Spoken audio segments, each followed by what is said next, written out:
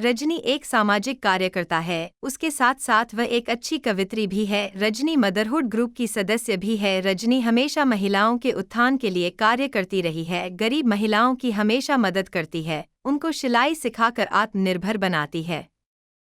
जनहित उनके लिए पहले है।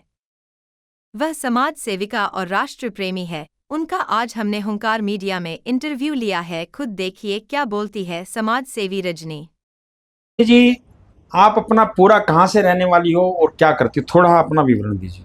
जी, मैं प्रॉपर कोटा राजस्थान से हूँ और पेरेंटियल मेरे उज्जैन से हैं, उज्जैन एमपी से।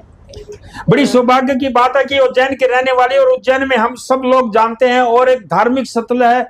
और मैं यह भी बताता हूँ कि उज्जैन एक ऐसी नगरी है जहाँ पर हम सब लोग जाते हैं। और मैं आगे जानना चाहूँगा कि आप कब मदर जो आपका ग्रुप है उसका ग्रुप का पूरा नाम बताएं, उससे कब जुड़ी।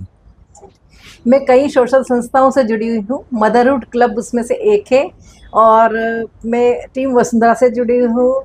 वहाँ के हमारी सोशल कॉलोनी में और भी महिलाओं के बहुत सारे ग्रुप हैं, एनजीओज हैं, उनसे हम जुड़े हुए हैं जो महिलाओं को डेडिकेट करते हैं।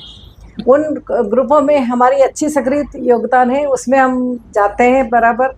और जो महिलाएं सहायता के लिए होती है, सिलाई कढ़ाई बुनाई, जिनको जो रोजगार की ज़रूरत होती है या जिस भी किसी क्षेत्र में उनको ज़रूरत होती है, हम उनको सुविधाएं उपलब्ध करवाते हैं। रजनी जी का कहना है कि ये महिलाओं को सिलाई सिखाती हैं, उनको आत्मनिर्भर बनाती हैं, उनको रोजगार भी दिलाती हैं। और इनका ये कहना है कि जो दबी कुचली महिला गांव में रहती हैं उनको छोटी मोटी शिक्षा से भी प्रभावित करती हैं और शिक्षा भी देती हैं। और हो सकता है ये फ्यूचर में उनको कंप्यूटर भी सिखाने का काम करें। और क्या क्या करते हैं रजनी जी?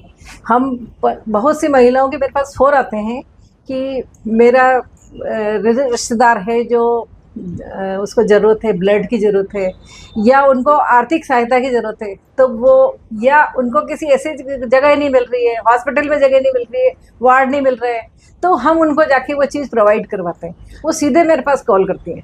उनको उम्मीद है कि मैं ये चीज़ कर पाऊंगी उनके साथ में, तो मैं उनके मदद करती हूँ इस तरह की, मुझसे जितना हो सकता है। सबसे बड़ी बात है कि ये जनहित के कार्य करते हैं। जनहित का मतलब है कि कोई भी इंसान है, चाहे गरीब है, जिसको जरूरत है, हर जरूरतमंद की ये मदद करते हैं, कोशिश करते हैं, हाथ बढ़ाते हैं, चाहे कोई भी कार्य हो। जनहित के कार्य इनके लिए सर्वप्रिय है। और क्या करना चाहेंगे रजनी? मैं कविता के क्षेत्र में अपना थोड़ा रुझान रखती हूँ, और बचपन से मेरे इसी क्षेत्र में रुचि है कि मैं लेखन कार्य करूँ, समाज कार्य करूँ, धार्मिक आध्यात्मिक, ये मेरे सर्वप्रिय हैं। इनमें मैं अपने पूरा योगदान देती हूँ। हम सब महिलाओं ने मिलके हमारी कॉलोनी में एक मंदिर का निर्माण किया। वहाँ पर हम शिवलिंग लेकर आए, हमने वहाँ पर मूर्ति स्थापित की और मंदिर बनाया, सब महिलाओं ने, सारी महिलाओं ने मिलकर। उसमें आज वो मंदिर वेल प्रतिष्ठित हो चुका है। वहाँ पे रोज पूजा अभिषेक आरतियाँ होती हैं, और शाम होते ही वहाँ पर घंटियों की ध्वनि सुनाई पड़ती है, जिससे हमें बहुत अच्छा लगता है।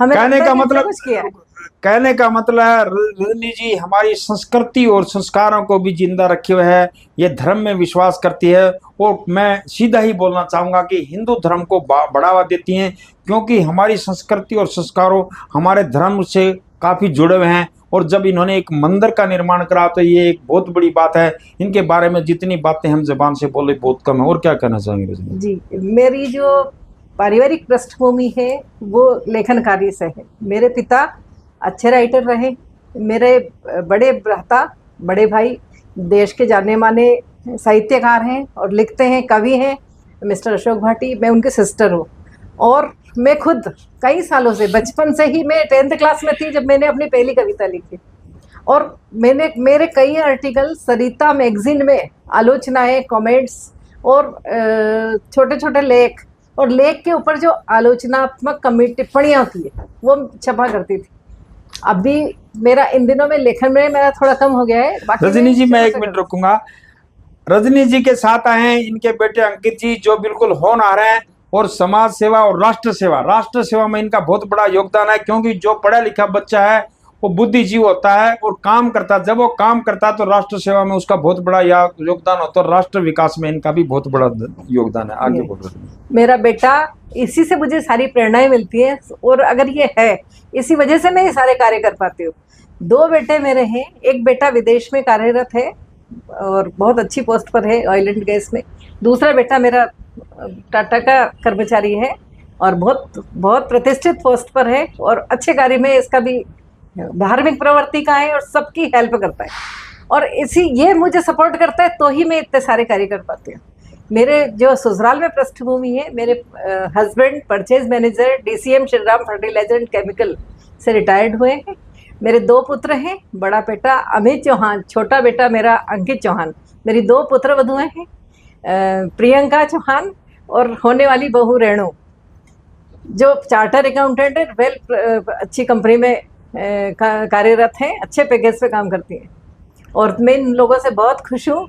इनका सपोर्ट मुझे जीवन दान देता है। रजनी जी, अभी हमें एक कविता जरूर सुनाइए जी। क्योंकि जिस कविता के हम और पूरा टीवी चैनल के माध्यम से और हमारे मीडिया के माध्यम से आपको लोग सुनेंगे और आपको देखेंगे।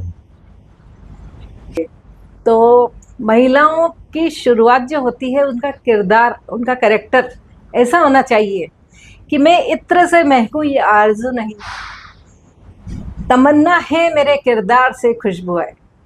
आज महिलाओं का चरित्र ऐसा होना चाहिए कि रूप रंग जो लावण्य है वो चेहरे से झलकता है, वो खूबसूरती नहीं है उनकी असली खूबसूरती जहाँ से निकल जाए, एक खुशबू बिखर जाए उनके चरित्र की, ये लगे कि कोई यहाँ से गुजर के गया है और उनका चरित्र क्या था, क्या महिला निकल के गए हमारे से, उनका इतना अच्छा होना चाहिए उनका जीवन, उनके जो चरित्र में उनको लोग पहचाने उनसे कि इन्होंने कितना बढ़िया ये काम किया है, ये फलाना पर्सन जा रहा है या ये लेडी जा रही है, ये वो है। बिंदास नेचर हो, लोगों से नहीं डरना चाहिए महिलाओं को। उसी संदर्भ में जो हम काम करते हैं, हम महिलाओं के लिए जो काम करते हैं, तो वो यही हमें सिखाते हैं उनको कि आगे बढ़ो और डरो नहीं, निडर होके हर अपना कार्य करो सारा। तो बहुत सारी कविताएं मैंने महिलाओं पे भी लिखी है, लेकिन आज जो मैं कविता सुनाऊंगी वो थोड़ा सा हटके है और हम महिलाएं कहती है हमारे पास वक्त नहीं है। वक्त को वो कैसे संभाल के रखती हैं और वक्त का उनके पास किस तरह से उनका जिक्र होना चाहिए, मैं 1-2 शब्दों की छोटी सी एक कविता है, उसके माध्यम से मैं आपको इसमें सुनाती हूँ कि बहुत साल पहले चमक सा लिए होता ये दिन तो क्या होता, सोने की चमक जैसा होता ये दिन तो क्या होता, क्या ये नहीं होता कि सोने की तरह दिनों के भाव आसमान को छूते, कीमती होते कि दिन कहीं होते पतझड़ उबाऊ मौसम तो क्या नहीं होता, झड़ते हुए पत्तों की तरह झड़ जाती तमाम यादें और रह जाती यादें, उड़ा ले जाती आंधियां और गुम हो जाती यादें। सोने की चमकदार लिए दिन होते तो दिन क्या होते, यह बताते हैं कि दिन कहीं होते घड़ी की टिक टिक करती हुई सुई, दिन होते कहीं घड़ी की टिक टिक करती हुई सुई, सेकंड बताती हुई सुई तो भी क्या होता, क्या यह नहीं होता कि एक गोल चक्र में घूमती हुई जिंदगी, गोल घड़ी की टिक टिक करती हुई सुई गोल चक्र में घूमती हुई जिंदगी हमारी हो जाती और समय बताती कि सेकंड और मिनट के। इसी तरह से आगे इसका है दिन तो ये